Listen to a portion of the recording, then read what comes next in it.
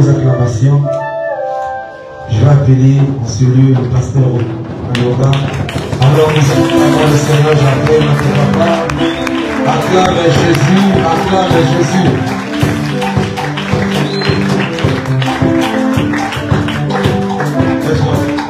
Voilà le moment de Dieu.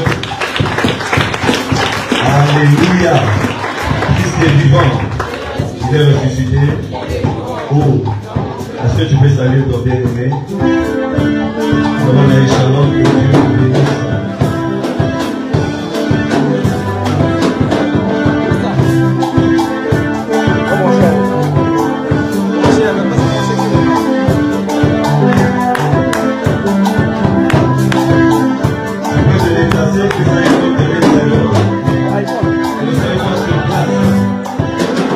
Regarde, fais ça.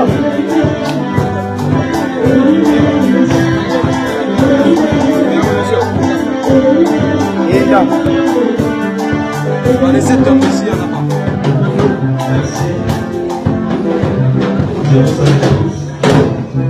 Je vous salue tous, Seigneur. Que Dieu vous bénisse et qu'il prenne soin de vous. Amen. Nous allons nous incliner au moment de la prière. Entre le nom de toi. Et tes regards soient fixés vers le Seigneur. Parce qu'aujourd'hui, Dieu veut te parler d'une manière particulière. Élève ta voix et commence à dire au Seigneur, parle-moi, enseigne-moi tes voix, instruis-moi ce matin. Au nom puissant du Seigneur, prions Dieu, prions le Seigneur, alléluia.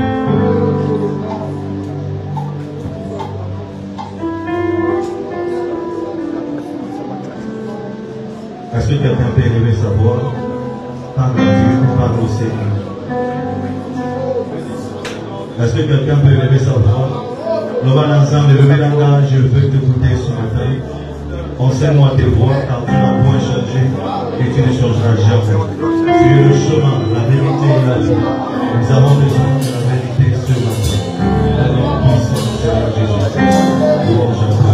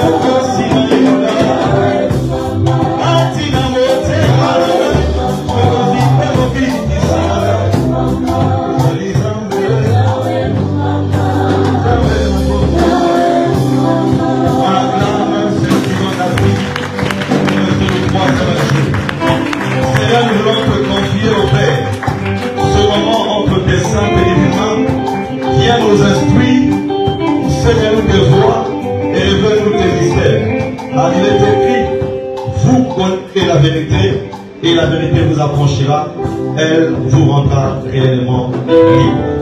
Nous croyons que Dieu est la vérité, raison pour laquelle, oh Dieu, en ce jour, nous voulons tout simplement reconnaître ta présence par nos acclamations.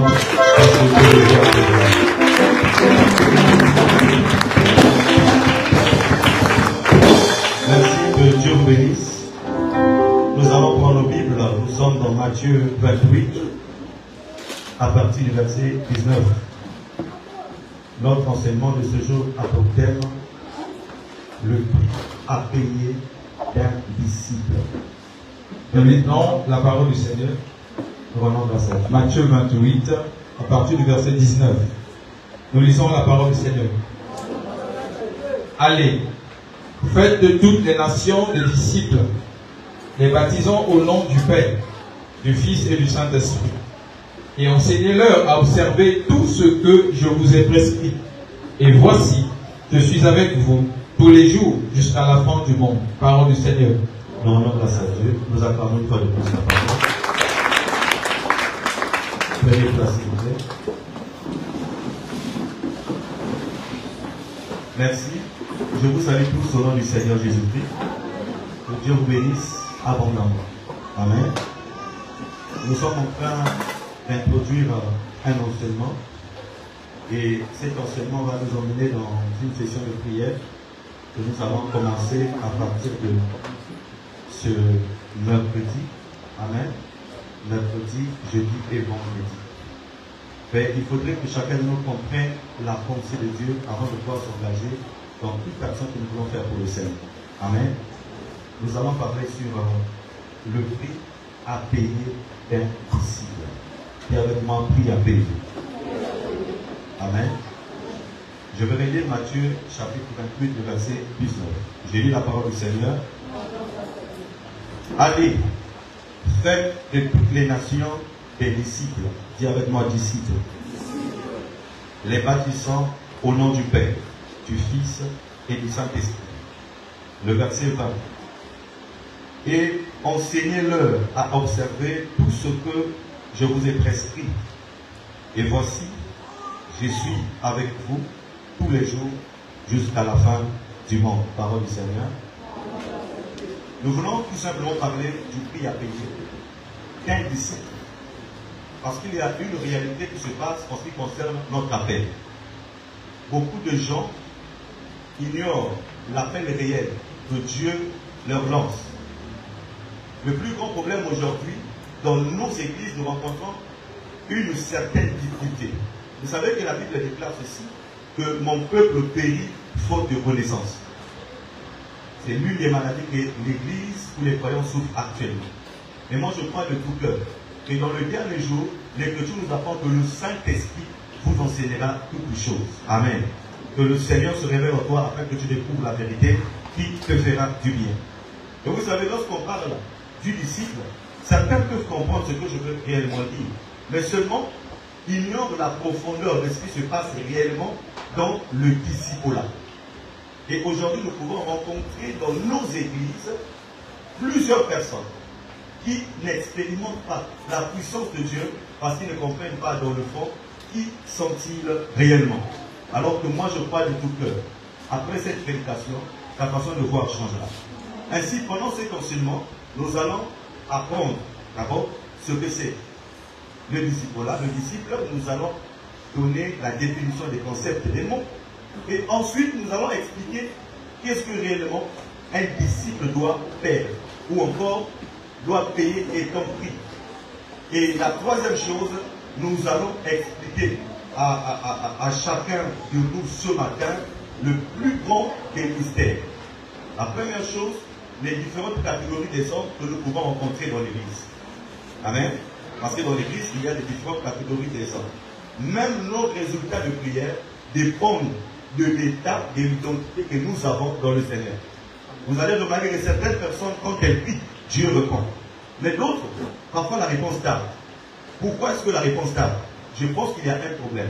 Et c'est ce problème que nous allons traiter ce matin. Est-ce que tu peux dire avec moi Amen? Avant tout simplement ta main droite. Dis avec moi Seigneur Jésus-Christ. Parle à mon cœur. je veux t'écouter. Que mon esprit s'ouvre à ta pensée ce matin. Au nom de Jésus-Christ. Amen. Dans l'église, nous avons plus de demandeurs que des disciples. Dans l'église, nous avons plus de donateurs que des disciples.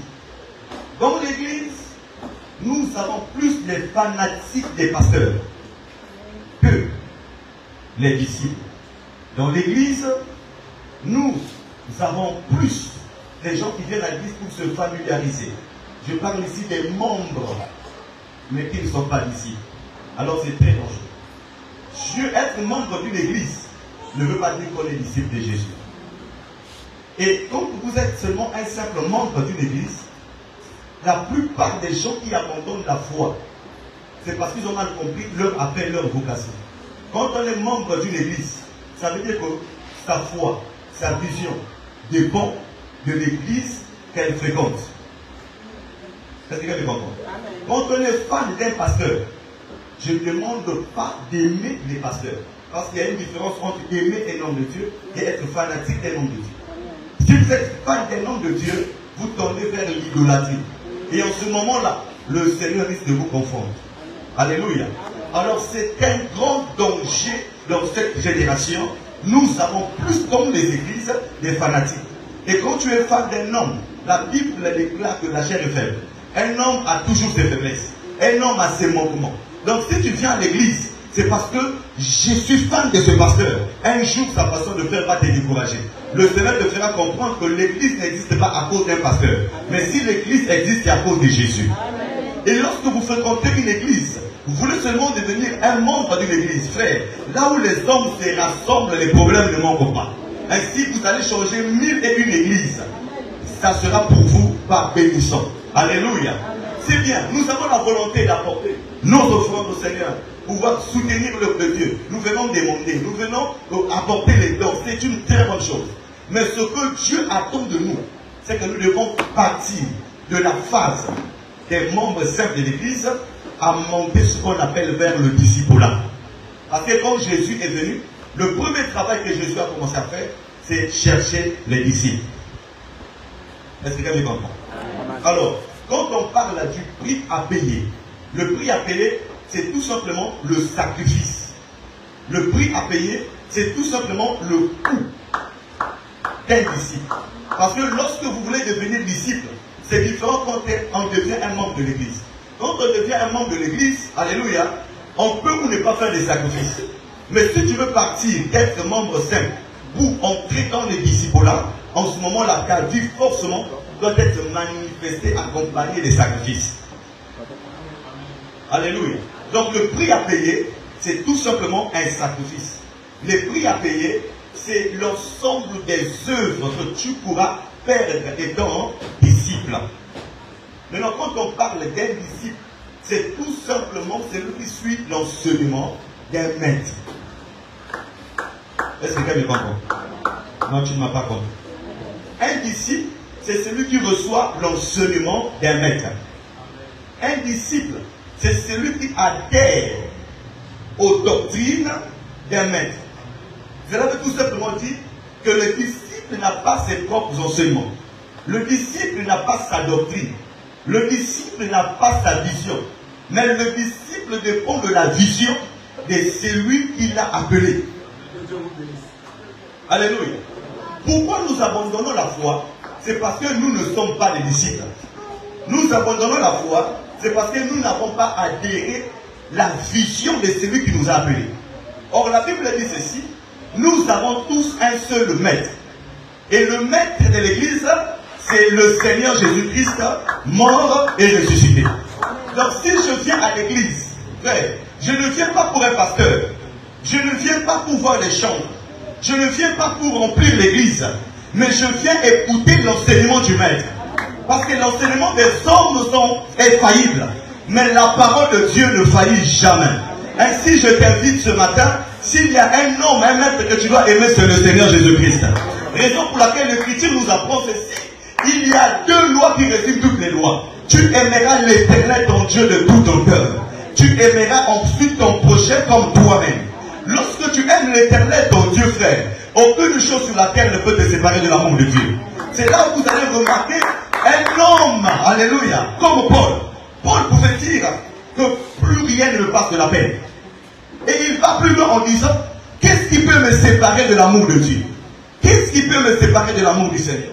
Paul ne dit ni les choses présentes, ni la hauteur, ni la profondeur, ni ce qui m'entoure. Rien ne pourra me séparer de l'amour de Dieu. Ça veut tout simplement dire que Paul était réellement un véritable disciple qui avait rencontré l'enseignement du Maître dans un degré élevé. Or, cette génération, nous abandonnons, nous nous éloignons, nous nous effaçons parce qu'on n'a pas encore atteint la dimension des véritables disciples. C'est-à-dire, on n'a pas avalé la parole. Et quand tu n'as pas avalé la parole, tu seras à la recherche d'un Dieu qui se trouve déjà en toi.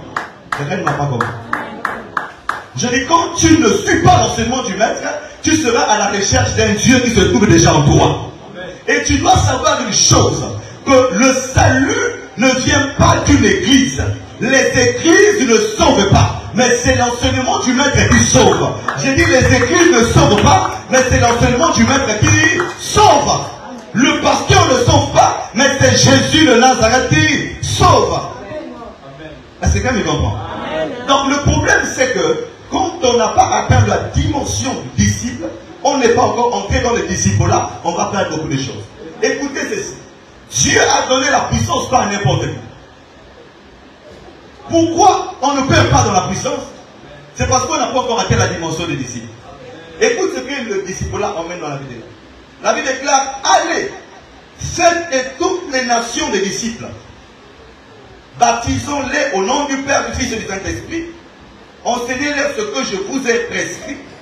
Et voici, je suis avec vous jusqu'à la fin du monde.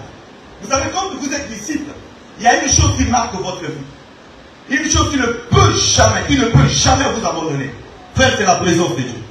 Un véritable disciple, son souci le plus profond, le besoin le plus profond, c'est la présence de Dieu. Parce que le Seigneur a laissé la présence seulement aux disciples. Il dit, vous êtes mes disciples, allez encore former d'autres disciples. Mais sachez-le que je serai avec vous jusqu'à la fin des temps. Vous savez, parfois, vous pouvez tout perdre. Mais il y a une chose que vous ne devez pas accepter de perdre, c'est la présence de Dieu. Accepte qu'on touche à ton argent, mais qu'on ne touche pas à ton Dieu. Accepte qu'on touche à certaines choses, mais qu'on ne touche pas à ton Dieu. Parce que lorsqu'on touche les choses, il y a un Dieu qui peut vous donner tout ce que vous avez perdu en une fraction de temps. Raison pour laquelle on a touché l'argent de Job, on a touché la vie de Job, on a touché ses enfants, mais la présence de Dieu était toujours avec Job. Ainsi Job a compris, il dit, mon Rédempteur est vivant, il se lèvera le dernier. Je t'annonce ce matin que le Rédempteur est vivant, il se lèvera le dernier. Je ne sais pas ce que tu traverses, mais moi mon problème c'est la présence de Dieu. La présence de Dieu en toi peut changer ton histoire. La présence de Dieu en toi peut essuyer tes larmes. La présence de Dieu en toi peut t'emmener de l'enfant. Un jour l'Éternel se révèle à Samuel. Et Saoul a été choisi étant roi. Et quand il est roi par lui, là, il y a une chose que le prophète a dit. Samuel a dit, à la sortie, l'Esprit de Dieu te saisira. 1 Samuel 6. L'Esprit de Dieu te saisira. Il dit, tu prophétiseras avec nous. Trouve tout ce que tu peux faire avec tes mains. Le Seigneur sera avec toi. Car Dieu est avec toi. C'est-à-dire, même pour régner dans la royauté, le domaine de la domination, Saoul avait besoin de la présence de Dieu. Le problème, ce n'est pas être reconnu étant roi, mais le problème, c'est la force spirituelle qui t'accompagne. Or, nous savons aujourd'hui qu'il y a beaucoup d'hommes qui attristent la présence de Dieu. Il y a beaucoup d'hommes, à cause de leurs besoins, à cause de leurs soucis, à cause de leurs faiblesses, ils abandonnent la foi, ils se tournent vers le monde. Je suis venu t'annoncer ce matin que l'extérieur, c'est la vanité des vanités. Lorsque vous avez la présence de Dieu en vous, votre avenir est garanti. La présence de Dieu en vous vous protège. La présence de Dieu en vous vous console. Alléluia. Amen. Dis avec moi la présence de Dieu. La présence de Dieu. Mais aujourd'hui, qu'est-ce qui détruit le disciple là?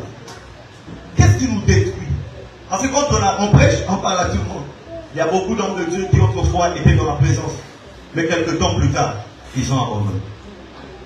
qui fait à ce que l'homme qui était un disciple fervent, un disciple puissant en œuvre et en parole, et quelques temps plus tard, il abandonne.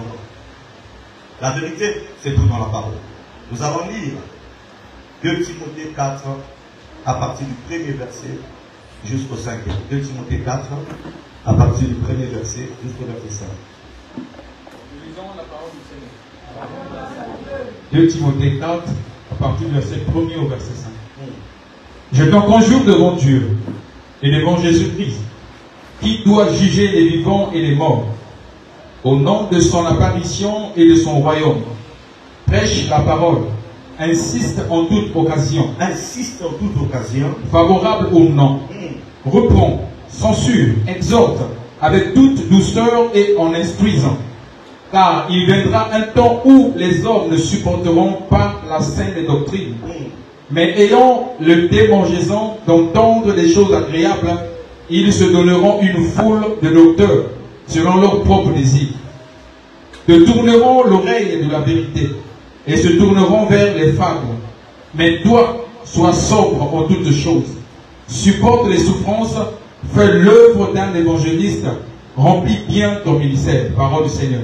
Est-ce qu'on peut acclamer la parole de Dieu? Alléluia. Alors ici, Paul enseigne à Timothée l'un de ses fils spirituels, quelques mystères, quelques saisons qui devaient un jour se révéler et qui s'étaient déjà révélés à son époque. Paul dit ceci à Timothée. Écoute Timothée, tu dois faire l'œuvre d'un évangéliste. Enseigne la parole, exhorte, encourage, censure, parce qu'il arrivera un temps où les gens auront le désir de la parole, des messages qui leur feront plaisir. Mais seulement, ils vont faire quoi? Ils vont plus supporter la sainte doctrine. Ils ne vont plus supporter le message du royaume. Ils ne vont plus supporter la sainteté. Ils ne vont plus supporter la parole qui prépare leur cœur au retour du Seigneur Jésus-Christ. Alors qu'est-ce qu'ils vont faire? Ils vont chercher des évangiles, des messages qui leur fera plaisir. Au fait, quelqu'un vient à l'église dans l'esprit où je dois trouver un message qui va apporter la solution à mon problème. Et lorsqu'on parle de la solution à ce problème, souvent c'est un problème charnel mais qui n'est pas spirituel. Je suis venu te dire, lorsque tu désires la figure, la face, la gloire de Dieu, le Seigneur va étendre sa main sur tes problèmes. Mais si tu ne cherches pas la gloire de Dieu, si tu ne cherches pas sa présence, tu resteras dans les mêmes réalités. Il dit dans les derniers jours, les gens vont chercher l'évangile pour leur faire plaisir. La doctrine, ça ne sera plus leur problème. Mais lorsqu'on parlera de l'action, tout le monde sera content.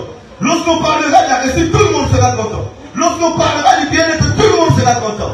Mais lorsqu'on parlera de la sainteté, les gens qui même dans l'impudicité, la crainte de Dieu n'est plus là. Il y a des choses qu'on n'accorde plus. Tu dis j'aime Dieu, mais tu es dans les désordres. J'aime Dieu, mais tu ne vis pas la parole. Mais tu es comme genre de disciple.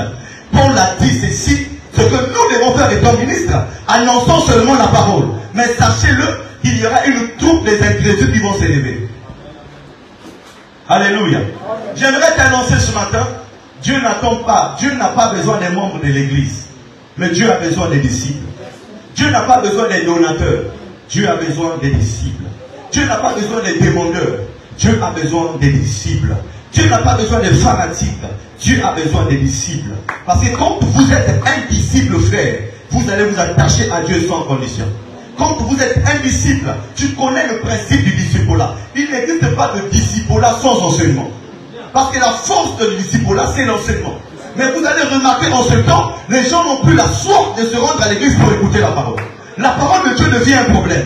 Quelqu'un peut passer une semaine sans méditer la parole du Seigneur, ça lui fait ni chaud ni froid. Quel genre de disciple es-tu si tu ne médites pas la parole de Dieu? Pourquoi? Parce que la vie du disciple ne dépend pas de la constitution de la terre, mais la vie du disciple dépend de la constitution du ciel.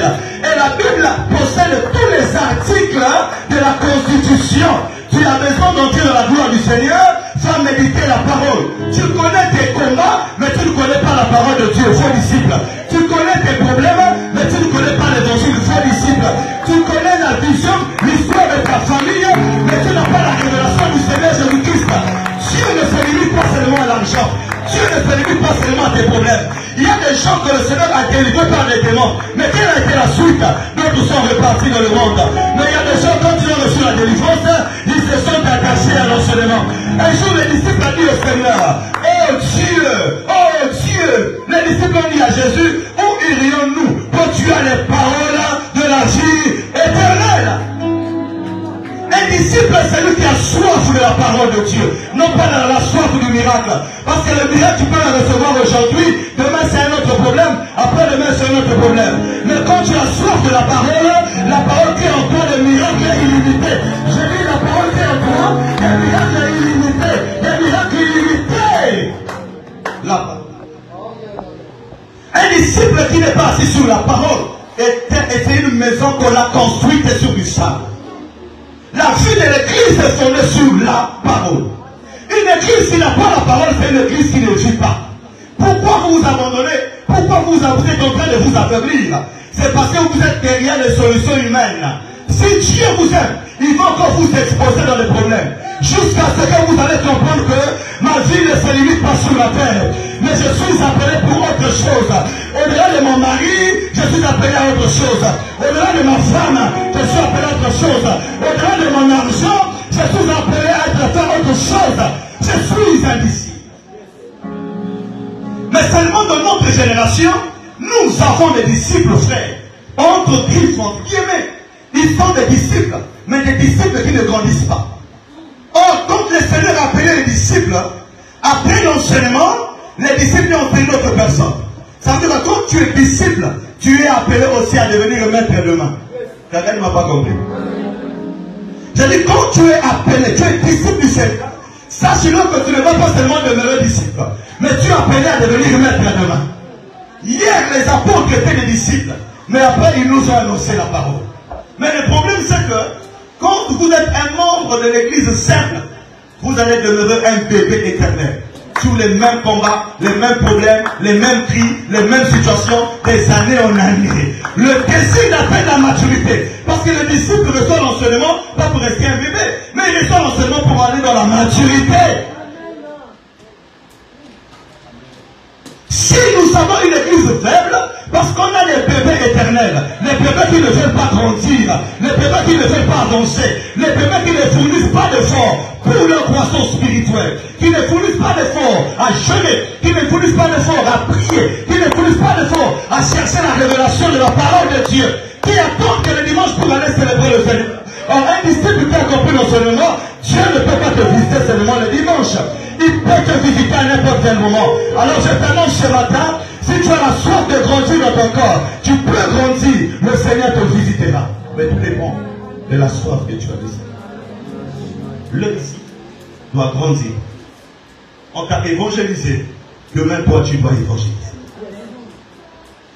Hier on a prié sur toi, demain toi tu dois prier sur les. Hier tu étais un frère saint de l'église, demain toi tu dois t'élever à propager l'évangile, à travailler pour le Seigneur. Pourquoi l'église est faite? Parce que les gens veulent rester, demeurer des membres, des fanatiques, rester sur place afin qu'on fasse tout pour eux. Et c'est très dangereux quand un homme attend toujours qu'on fasse tout pour eux. Mais il ne veut pas chercher le Dieu du secret. Le Dieu du secret. Pose-toi des questions. Qui suis-je moi? Suis-je un membre saint? Suis-je un fanatique d'église ou des hommes? Je suis à l'église seulement pour offrir, donner. Ou je suis un disciple. Si tu es un disciple, tu es l'homme le plus élevé. Parce que vous allez remarquer, dans Matthieu chapitre 10, à partir du verset 1 jusqu'au verset 10, et là-bas c'est une écriture profonde. Dieu donne la puissance aux disciples. Matthieu 10. Un disciple a la puissance de Dieu qui se repose sur eux. Ce n'est pas pour les hommes ordinaires. Mais un disciple, c'est un homme spirituel. On va lire Matthieu, chapitre 10, du 1er jusqu'au 10e verset. Nous lisons au nom de Jésus. Puis, ayant appelé ses 12 disciples, il leur donna le pouvoir de chasser les esprits impurs. Écoute, Christ avait plusieurs hommes. Partout il partait, la foule était avec lui. Mais il a compris que le pouvoir, la puissance, on ne donne pas n'importe qui. La puissance, on donne aux disciples. il appelle les 12 et il leur donne des instructions. Réponds. Il leur donna le pouvoir de chasser les esprits impurs et de guérir toute maladie et toute infirmité. Voici les noms des 12 apôtres. Le premier, Simon appelé Pierre, et André son frère, Jacques, fils de Zébédée, et Jean son frère, Philippe et Barthélemy, Thomas et Matthieu, le publicain, Jacques, fils d'Alphée, et Thaddée, Simon le Cananite, et Judas l'Iscariote, celui qui livra Jésus. Tels sont les 12 que Jésus envoya, après leur avoir donné les instructions suivantes. N'allez pas vers les païens, et n'entrez pas dans les villes des Samaritains. Allez plutôt vers les brebis perdues de la maison d'Israël. Allez, prêchez et dites, le royaume des cieux est proche. Guérissez les malades, ressuscitez les morts, purifiez les lépreux, chassez les démons. Vous avez reçu gratuitement, donnez gratuitement. Ne prenez ni or, ni argent, ni monnaie dans vos ceintures, ni sac pour le voyage, ni 2 tuniques, ni souliers, ni bâtons, car l'ouvrier mérite sa nourriture. Est-ce qu'on peut acclamer la parole de Dieu? Alléluia! Est-ce qu'il y a un disciple dans la salle? Ah, je vois des gens qui n'aiment pas les... Oh, non, non, non. Est-ce que toi tu es un disciple? Quel est le disciple là pour le Ramago? Acclame le Seigneur pour toi. La Bible nous apprend que le Seigneur a rassemblé les hommes, les disciples. Ceux qui avaient compris l'enseignement. Et qu'est-ce qu'il fait? Il comprend que ces hommes ont compris l'enseignement. Mais comprendre l'enseignement, c'est une bonne chose. Or, la parole de Dieu est une puissance, c'est une force. La Bible déclare qu'il leur a donné le pouvoir. Ça veut dire qu'autrefois, ces hommes n'avaient pas le pouvoir. Ces hommes n'avaient pas la puissance. Ces hommes n'avaient aucune force spirituelle qui pouvait les accompagner. Jésus comprend que ces hommes, autrefois, ils ont reçu l'évangile, mais je dois ajouter quelque chose. Alors il leur a donné la puissance, le pouvoir. Il dit ceci, je vous donne le pouvoir de guérir les malades, chasser les démons, purifier de lépreux. Ça veut dire quoi? Un disciple, c'est un homme. Même quand il est né dans ta famille. Si quelqu'un est un disciple, sachez-le, d'une manière ou d'une autre, il a une puissance spirituelle qui l'accompagne. Un disciple du Seigneur Jésus n'est jamais vide. Un disciple du Seigneur Jésus n'est jamais seul. Un disciple du Seigneur Jésus est toujours rempli de la puissance. Alors quand un disciple rencontre la maladie, il ne va pas chercher l'autorité, mais l'autorité se trouve en lui. Alors qu'est-ce qu'il fait? Il en donne à la maladie tout simplement. Je commande à la maladie, sors au nom de Jésus, parce que moi je suis disciple du Seigneur Jésus-Christ. Quelle que soit la situation, tu rencontres des problèmes de démons, des problèmes spirituels, mon frère, ma soeur, tu es disciple de Dieu, parle à ces esprits, parce que les esprits reconnaissent ce que tu as, ne vient pas de toi, mais ce que tu as vient de celui qui t'a appelé. Le Seigneur Jésus-Christ t'a doté de la puissance, il t'a doté de l'autorité, il t'a doté de son onction. Ce n'est pas seulement réservé aux pasteurs, détrompez-vous. La puissance n'est pas réservée seulement aux pasteurs, détrompez-vous. Si vous êtes disciple du Seigneur, vous avez le pouvoir, vous avez la puissance, vous avez l'autorité. Ah, que celui qui dit Amen, et ça va partager d'ailleurs. Alléluia. Mais il va plus loin, il dit que n'apportez rien du tout. Il a dit, lorsque vous travaillez pour moi, ne demandez pas d'argent, frère. On ne demande pas d'argent pour une prière. On ne demande pas d'argent pour quoi que ce soit, non. On ne conditionne pas la puissance de Dieu qui est en vous pour communiquer dans la ligne impossible. Jésus a dit, ne demandez pas d'argent, ne prenez rien. Alléluia.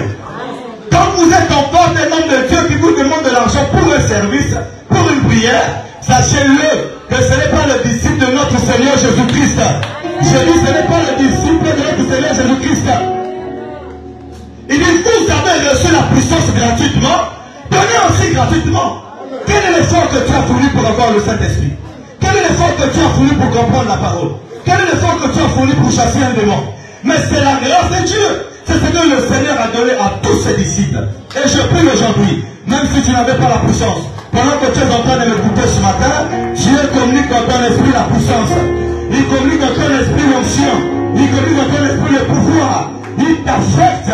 Et non d'eux. Acclamons le roi des rois.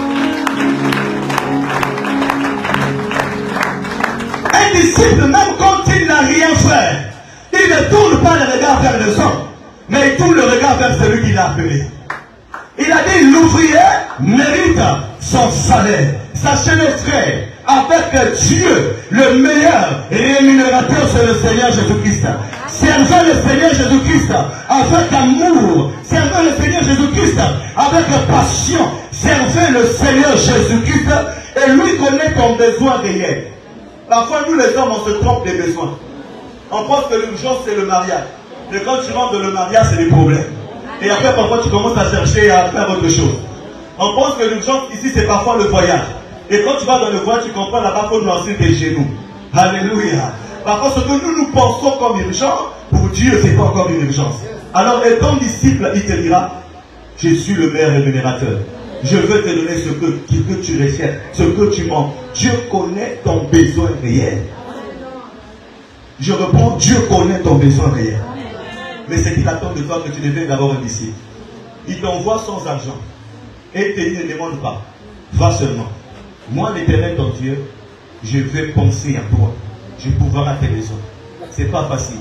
Quand Abraham se lève, il dit, Abraham sort. Je t'enverrai vers quelque part que tu ne connais pas. Un disciple, c'est celui qui a la vision du Seigneur, pas la vision des hommes.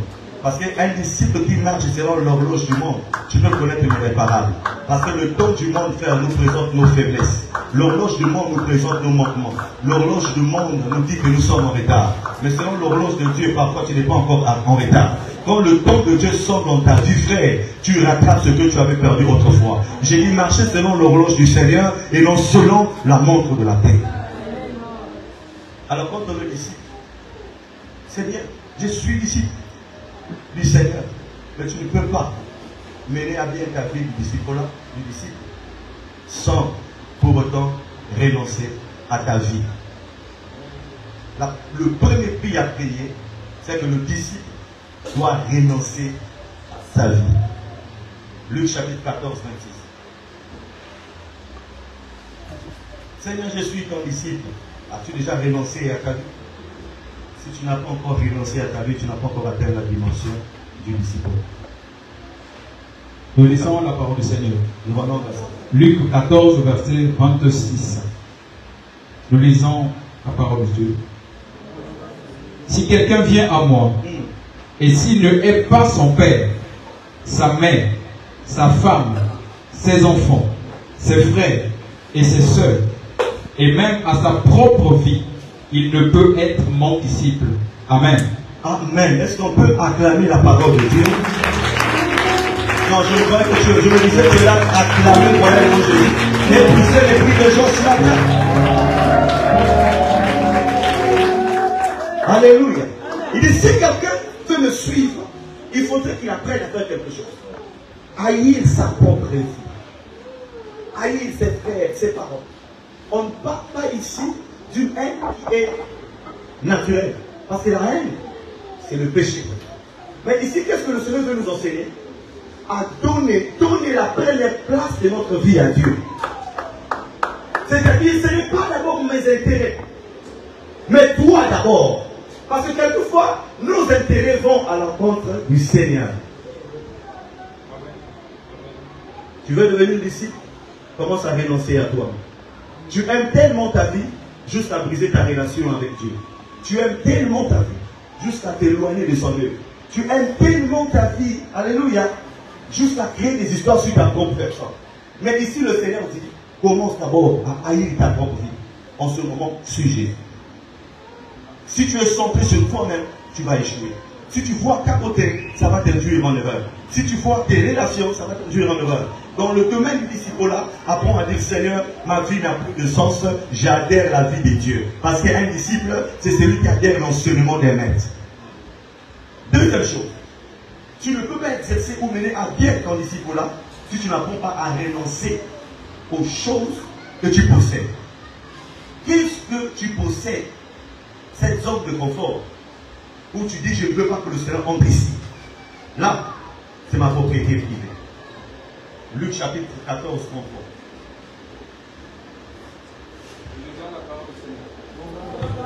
Luc 14, 33.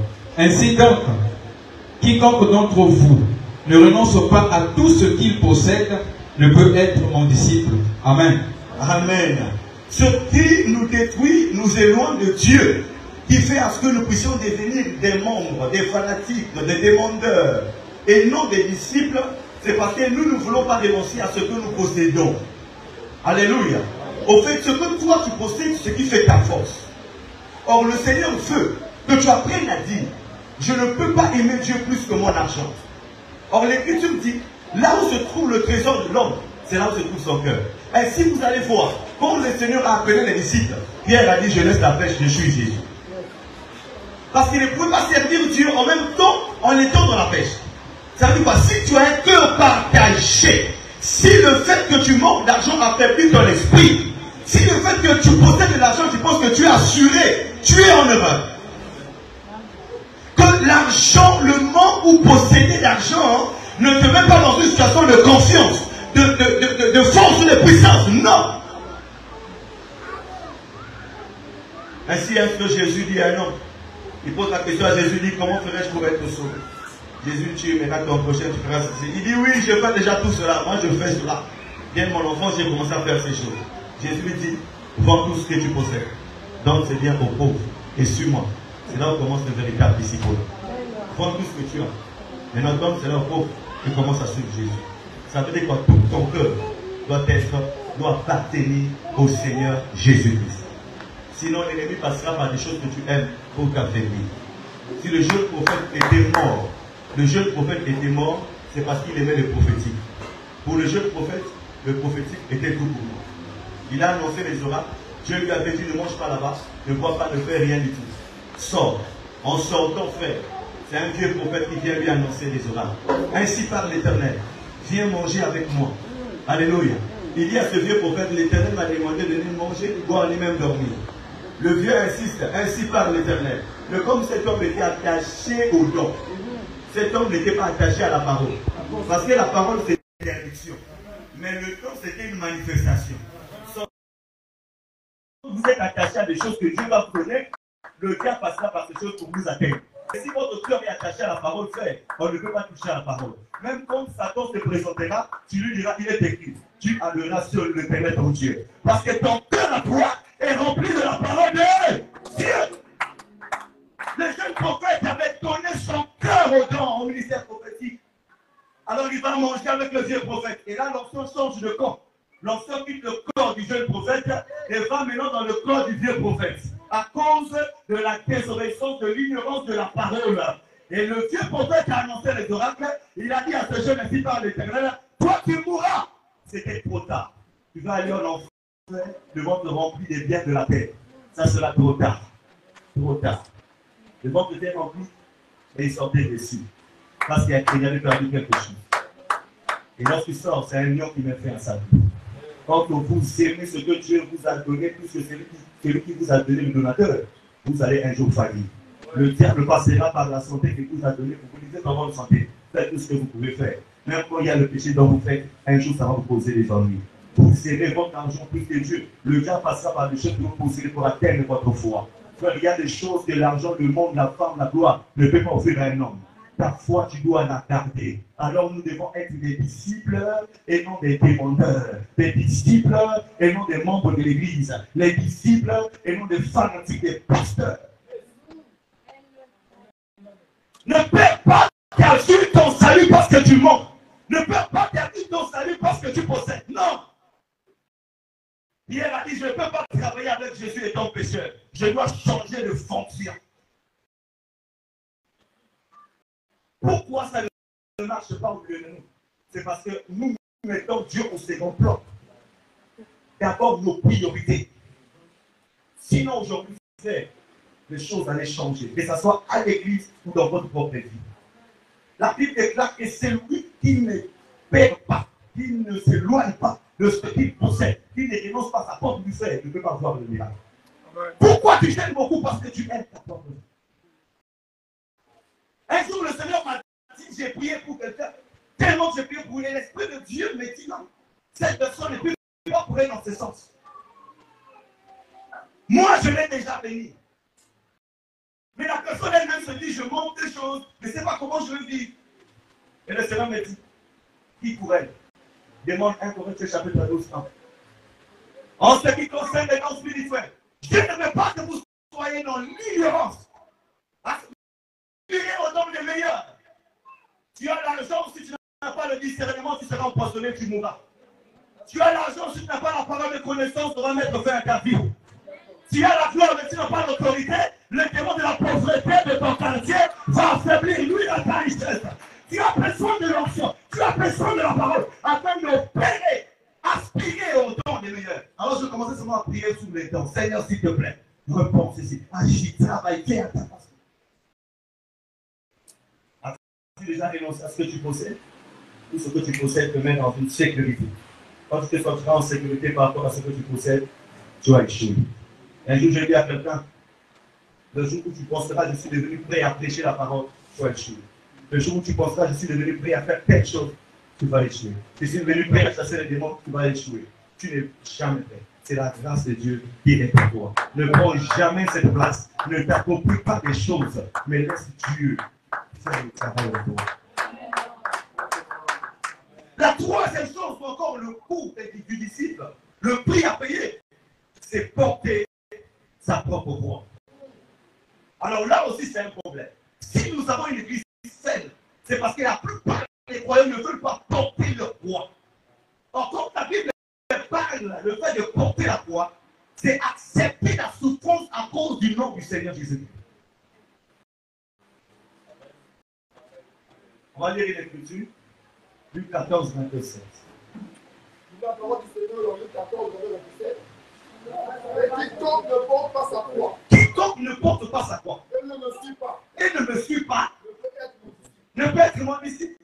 Frère, ici Jésus ne parle pas de sa croix. Il ne dit pas porter ma croix. Non. Jésus dit chacun de vous doit porter sa propre croix. Ça veut dire que la marche avec Dieu, c'est une marche où on ne marche pas, on ne vole pas à les mains vides. On doit avoir la croix sur ses épaules.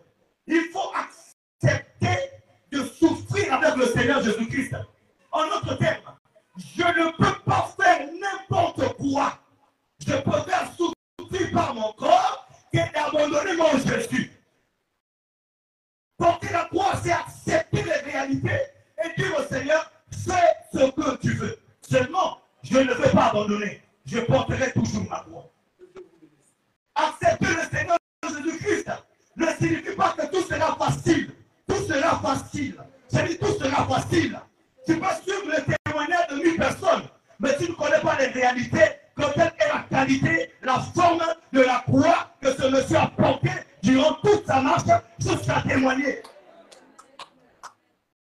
Quand tu dis j'aime le Dieu d'Abraham, mais tu ne sais pas ce qu'Abraham a vécu dans son passé.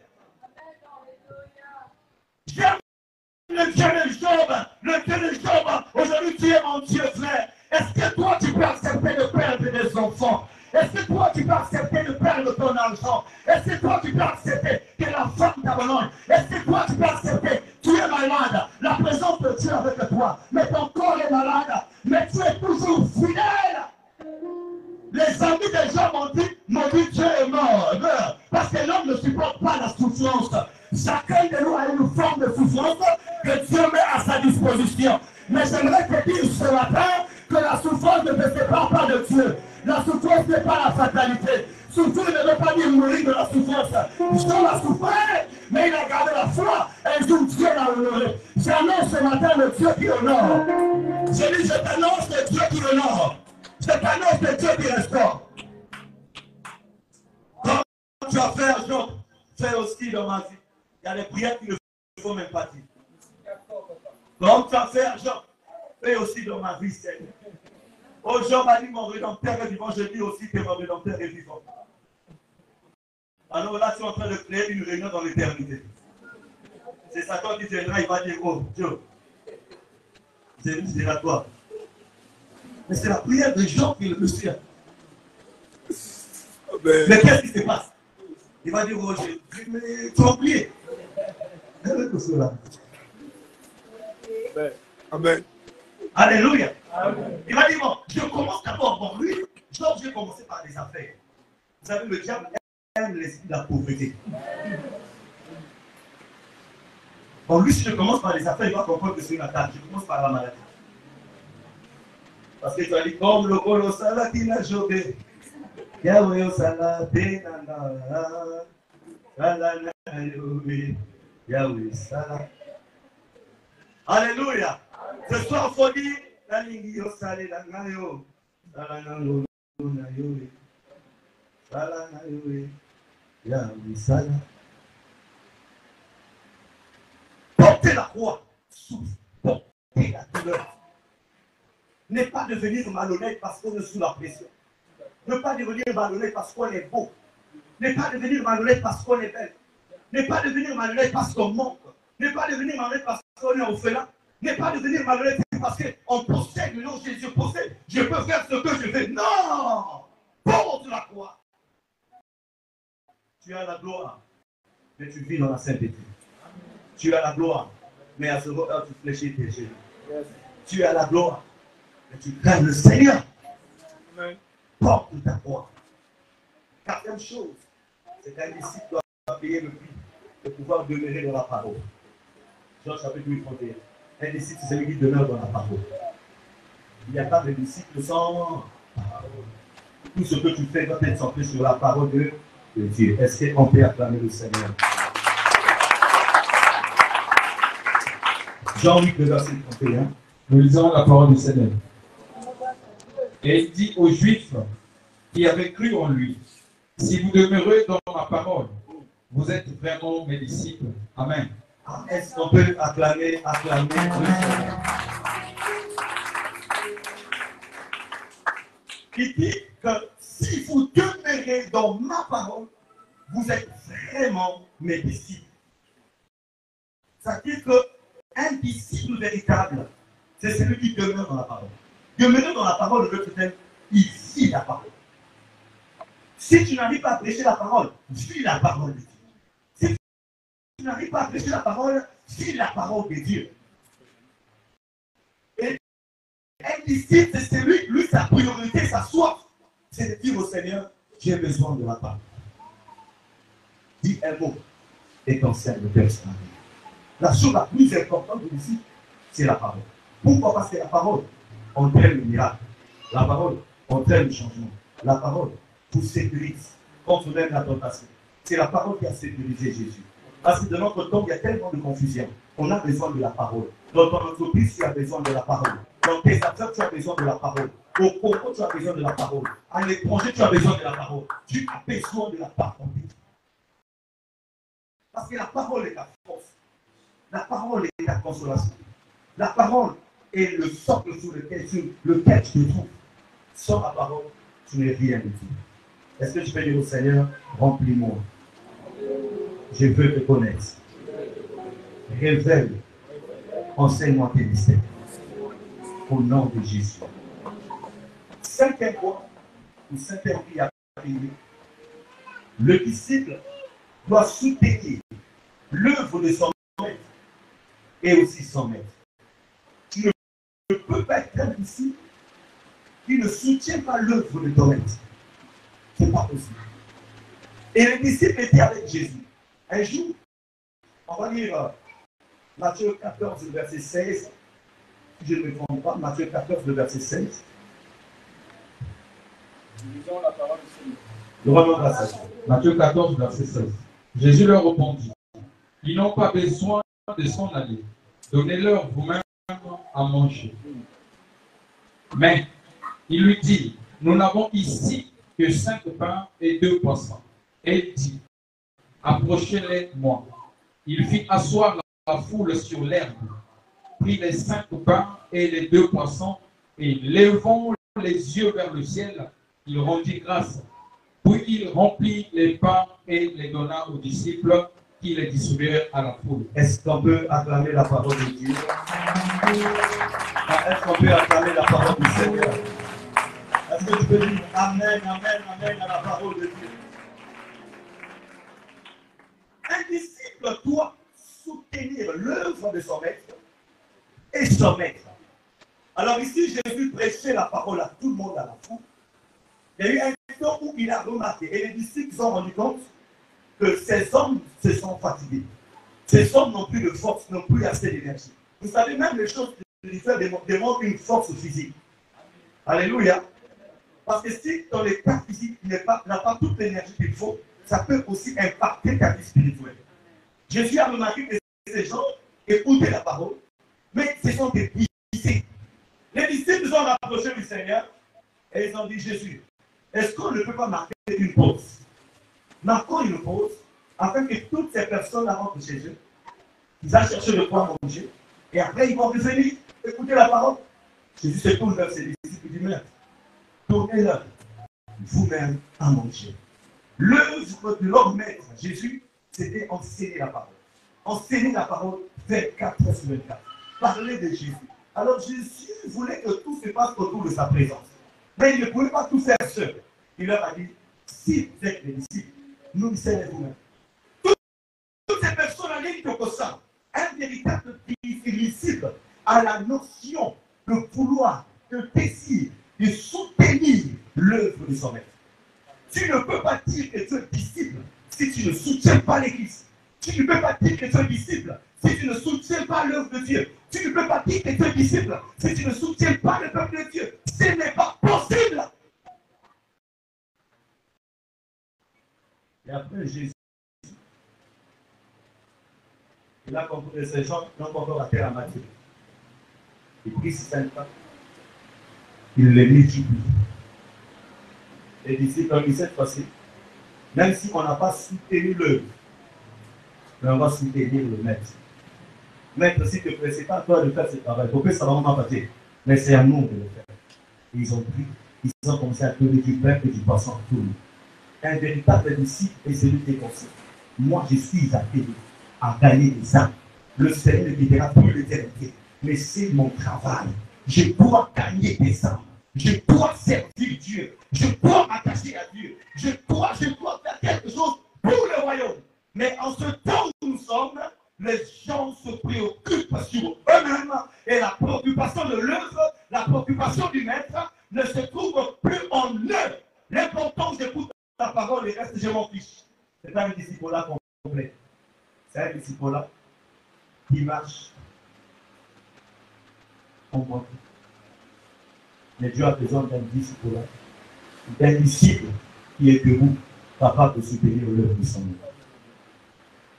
Qu'est-ce qu'ils ont fait pour accomplir toutes ces choses?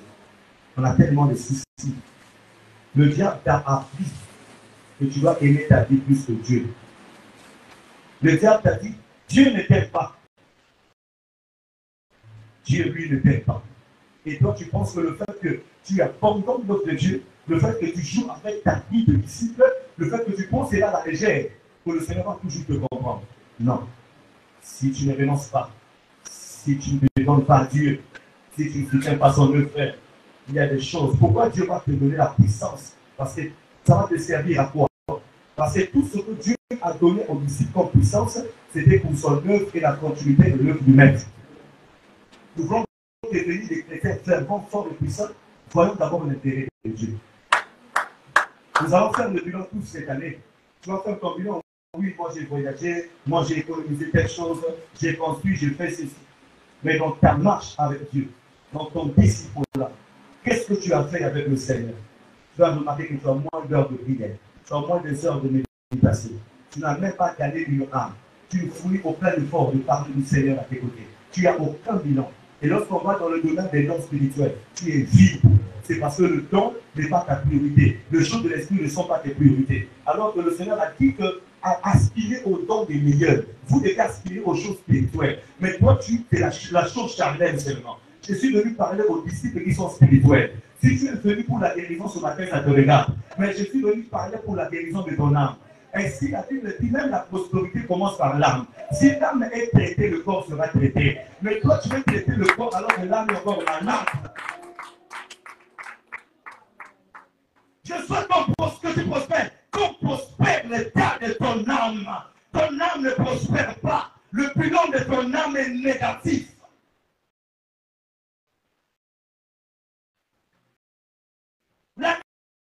possibilités, ce n'est pas seulement pour avoir plus d'argent, ce n'est pas seulement pour gagner le monde, mais l'année des possibilités, quelle est la qualité d'enseignement que tu as donné qui a poussé le cœur de Dieu pour nous les prédicateurs? L'année des possibilités, quel est le degré spirituel que tu as déjà atteint? Où est-ce que tu vas arriver à être un disciple? Si tu ne montes pas, tu resteras bébé spirituel éternel. Alors pour devenir un véritable disciple, il faut savoir prendre de bonnes décisions au temps favorable. Parce que les temps ne se ressemblent pas. Les disciples ont dit, je sais qu'il y a la pression. Jésus a dit, mangez ma chair et buvez mon sang. Mangez ma chair et buvez mon sang. Tout le monde est parti. Les disciples ont dit, où guérissons-nous? Tu as les paroles de la vie éternelle. Ils ont saisi l'opportunité. C'est comme ce matin, j'aimerais te dire, toi qui me suis, j'aimerais te dire, saisis cette opportunité. Change ta mentalité. Change ta façon de voir. Ne vois pas ton voisin, mais vois ta marche avec Dieu. Écoute-moi bien. Le succès d'Élie ne dépendait pas de lui-même, mais le succès d'Élisée dépendait de la succession. Il n'y a pas de succès sans successeur. Élie, pour marquer son nom, il a laissé le manteau à Élisée. Mais il était un disciple fidèle. Un disciple n'entend pas ce que les gens disent du maître. Parce que les fils des prophètes ont dit à Élisée, ton maître sera enlevé. Qu'est-ce que les gens disent de ton Jésus? Quand tu suis les réseaux sociaux, tu es dans les réseaux sociaux, qu'est-ce que les gens disent sur la personne de Jésus? Qu'est-ce que les gens disent au sujet des églises? Qu'est-ce qu'on raconte sur ta foi? Le Élisée a dit, je m'en fous de ce que les gens disent. Ce qui est important pour moi, c'est de m'attacher à l'homme de Dieu. Il s'est attaché à son maître jusqu'à ce qu'il soit arrivé à 2 pas de la mort. Et il demande, Seigneur, il dit, qu'est-ce que tu veux que je fasse pour toi, frère? Un disciple fidèle est toujours récompensé. Un disciple fidèle est toujours récompensé. C'est comme dans l'église. Quand nous posons des actes qui attirent le cœur du pasteur, frère, il y a des fois, il va dans le fond, il dit, j'ai plusieurs sujets. Et c'est que ce frère appelle la Seigneur, s'il te plaît. Seigneur, s'il te plaît. C'est toujours vu, c'est partant. Je sais que tu as béni tout le monde. Il y a des actes que nous posons qui touchent le cœur. Élie a remarqué qu'il y avait un homme qui était fidèle. Élisée était fidèle. Malgré la moquerie des prophètes. Mais il est resté fidèle. Alors lorsqu'il monte, il voit son père monter. Sous la pression du tourbillon. Vous savez, quand il y a un tourbillon, il y a la poussière dans les airs. Mais l'homme de Dieu a dit, si tu vois comment est-ce que je serai enlevé, c'est là où tu réserveras la chose. Un disciple est appelé parfois à souffrir. Il a élevé la poussière, mais il dit, dans cette poussière-là, je veux voir la gloire de Dieu. Le problème, ce n'est pas ce que tu vois. Mais le problème, c'est ce que le Seigneur a posé qui est important. Qu'est-ce que tu vois? Ce que tu vois peut affaiblir ton disciple-là. Pour te regarder vers le Seigneur. Moïse a compris, je suis arrivé à la fin de ma vie. Mais il ne savait pas qu'il avait un véritable disciple. C'était Josué. Tu ne peux pas travailler efficacement si tu n'as pas Josué. Jésus vient, il dit, je peux bien faire, mais je dois commencer par le disciple. Alors tu dois te dire, aujourd'hui, c'est toi qui dois devenir le disciple du Seigneur. Ce n'est pas une autre personne. Entre dedans de toi et pose-toi cette question. Suis-je un disciple ou un membre saint? Suis-je un fanatique ou un disciple? Quelle est ma position? La qualité de ton service, de ta marche, va révéler réellement si tu es disciple ou pas. Il y a aussi des disciples qui sont sur le point de tomber. Ce matin, je prie que le Seigneur te relève. Est-ce que tu peux acclamer Jésus?